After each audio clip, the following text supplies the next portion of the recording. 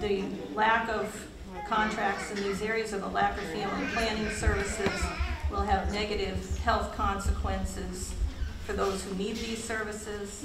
It will result in increased unintended pregnancies, increased teen pregnancies, and negative birth outcomes. Is that correct? That is likely. Okay.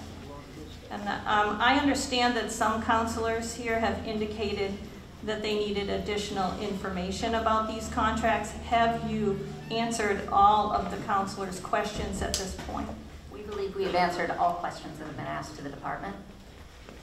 Okay. And still these contracts are not being brought back? That is correct. Thank you. Thank you. Further discussion on this item or any items as part of 21 through 27F? Oh, Councilor Gatsas. Thank you, Governor. Procedural question. How many times can contracts come before this council after we say no? As many times as the governor wants to put them on the agenda. Yeah. I would request the governor put the family planning contracts on the agenda at every meeting until they are approved. We'll be here. They can. The governor says. Can we fix that in the month? Nope. Sorry. Constitution. Yes, Councilor Stevens. In regards to 27E, the Maximus contract, there's a fee, a one-time go-live charge. We've had an extensive, long-term contract with this provider. Why are we getting hit with, a six-figure go-live fee? Thank you, Counselor. This particular go-live fee is in reference to this particular activity in which we are working to figure out, work with our data to ensure that folks have had their second dose of vaccine. As the Councilor Wheeler asked earlier, there is a little bit of a spread between first doses and second doses. We know that in the early rollout, there may have been some data that was not captured, and so Maximus is working closely with the department to ensure that those folks get their second doses. And with this, there was some very specific training that was required to ensure that the call center was working with our vaccination program to ensure confidentiality and to understand the technical aspects of this particular task. Did we try to attempt to negotiate on this price? We did negotiate, thank you. On that fee? I'm unaware specifically on this fee, but we did negotiate the overall contract price. Councilor Gatsas. Thank you, Governor. I think this council was pretty clear about paying upfront fees. Probably 3 meetings ago, or the last time we met, or the time before that. But it was clear that we didn't approve of contracts that paid upfront fees. Love to hear your answer.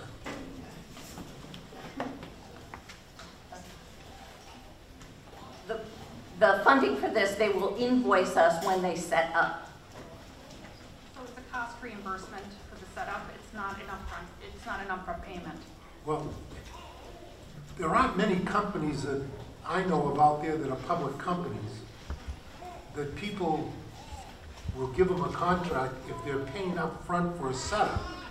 This is a setup fee, and we're paying them whether it's coming back later. That's just the same thing this council said no to. I don't believe it is. What the council said no to was an upfront advance payment to set up.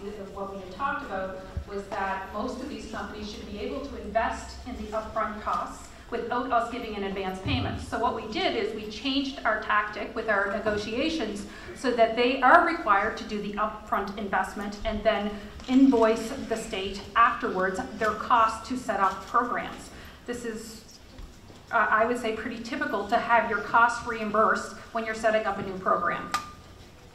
So we can either do it on a one-time payment on an invoice, or they can roll it into their monthly invoice. Either way, they're going to have their costs reimbursed, especially when they're setting up new programs in the state of New Hampshire. They have to hire people, do all of those things, maybe rent a building, that type of thing. Yes. I can tell you that I would never approve this contract. You can call it whatever you want to call it. It's still paying for their setup, which is wrong. And this council shouldn't be doing that. We can do it whatever way you want to do it. So the council is against reimbursing companies for their costs to start a contract? Correct. If they're providing a service and the service is $3, then they should increase their service price to make the accommodations for those setup prices. Because that's what most companies that are private companies do. So you would rather see their setup cost integrated into their monthly invoicing instead of a one-time invoice cost after they set up? I'm not looking to pay for their setup cost at all. You can twist the language whatever way I'm you not want to twisting twist the it. language, Counselor. But what I'm looking for is for them to do business as most companies in this country do.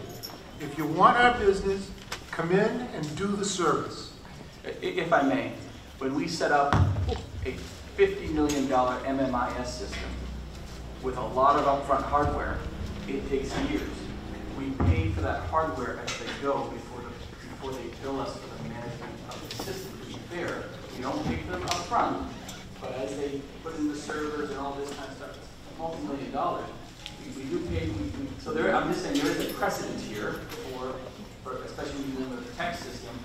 They put it in, they send us an invoice, we move on. They put it in, and then we get to the monthly billing for the programmatic fees. I understand that you can do it, you can try to integrate that, but I agree. I think that the impression that we were under during the initial conversation was that the council had a problem with paying money up front before they started the contract.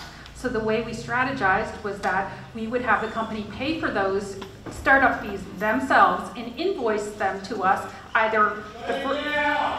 Okay, we're going to take a pause here. Why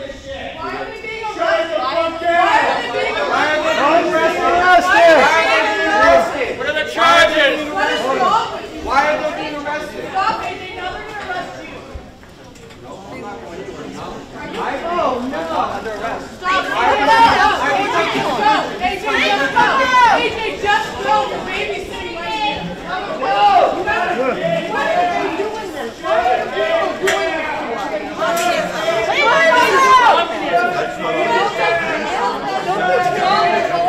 Anybody care about us?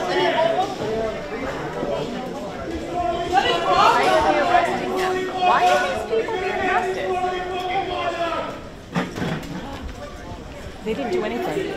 They didn't do anything. JR, they did nothing. They were sitting there. They did nothing. They just came and took them. They did nothing. They took Terese. They took Lady. I didn't go anything. What are you doing? What are you doing? I didn't do anything. Hey. What am I doing enforcing this? I didn't do anything.